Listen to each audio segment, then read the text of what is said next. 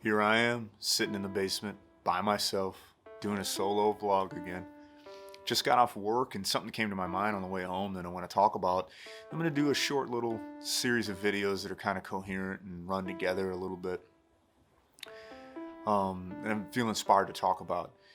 Now, what Kyle and I have been discussing is what we're going to do for this vlog spot on Wednesdays as things progress and continue to grow and the ball really gets moving here.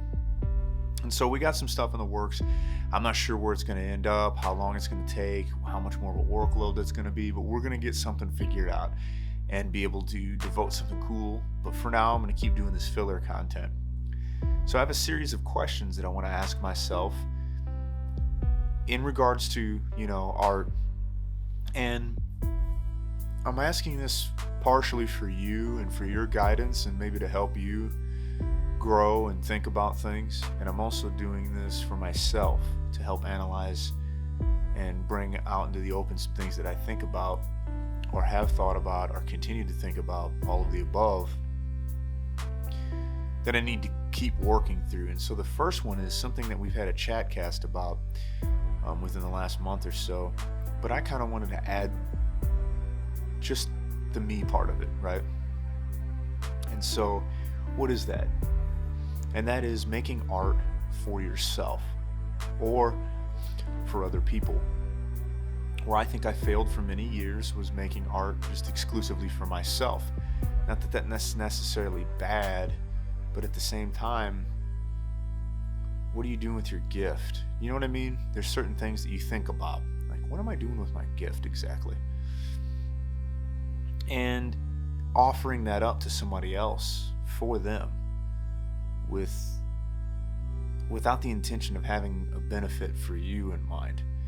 And it's different. That's unique. It takes a unique mindset and creates something different in you. And what really taught me that, and I'm not saying that everyone needs to learn in the same way or that it will be equally helpful, but when I had kids, I started to see all of the things that I would do for the sake of somebody else and give them a gift to make them laugh, to make them smile, to make them, take them from sad to happy, to do all these things. And I'm like, I have the power to do that for other people's kids.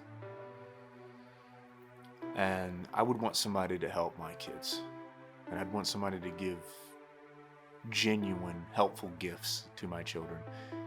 And that's kind of part of what motivated me to finally want to do a YouTube channel with the direction of, creating art with my buddy, but also to hopefully help inspire, more importantly, the younger people. I'm approaching middle age, and I'm still not old by any means, but I'm not young anymore. And so a little bit of that going on too. So becoming a dad, becoming older, and I'm thinking to myself, what can I do to help young people? And one of those things is I have to take my talents and use them for something other than myself. Now, I think that the self-expression still needs to exist for you in some way. You need that, right? It's just like you need introverted time. You need time to watch a movie. You need time to unwind. You need time to think about things you're on your own. You need time to read by yourself, to take a nap. You need that. You need that with your art. You need to make art just because you like what this is. But I think our primary focus should be making it for somebody else and not making it necessarily with gain in mind. It's just making something for someone else to enjoy, period, to bring joy to them. And, an analogy that comes to my mind, and I'm trying to refine it live right here in front of you, trying to think it through. And that's this analogy that I have floating around is it's like when you're dealing with a romantic partner and, you give your attention, you give hugs, you give affection, you give gifts, there's all these different things that you do out of your own volition. It's not like they're forcing you to be using your powers for good for them.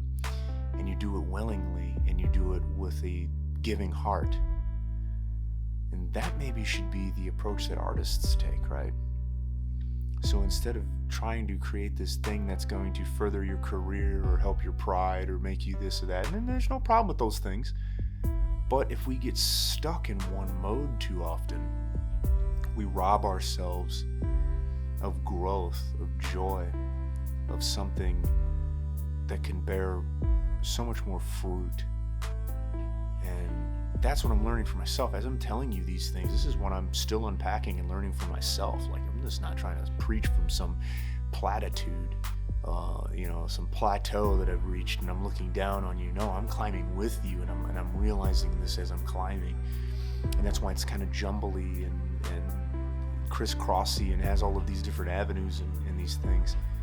And it's difficult to quantify, but it's still there, and it's still powerful, and it's still working through me. And I just wanted to offer that to you, to let you know that I'm not preaching at you. I'm letting it out of me. And I'm the kind of person that when I talk and discuss and I share things, it helps me grow. Once I send it out into the world, once I verbalize it, once I create it, once it goes out, it starts to manifest itself in and around me in new and different ways, and I get cool ideas. So this is just as much for me as it is for you, if you even get anything out of it. And I hope that you do. I would like to think that you would, because I feel like my advice is pretty decent. If anything, it's just encouraging, right? To hear a voice in the static that isn't so hardened and full of just pain, right? I am a person that hurts, and I've kind of got some areas of my life and my heart that are hardened, but I want to try to offer a different perspective for the internet and for the world, right? Ultimately, that's who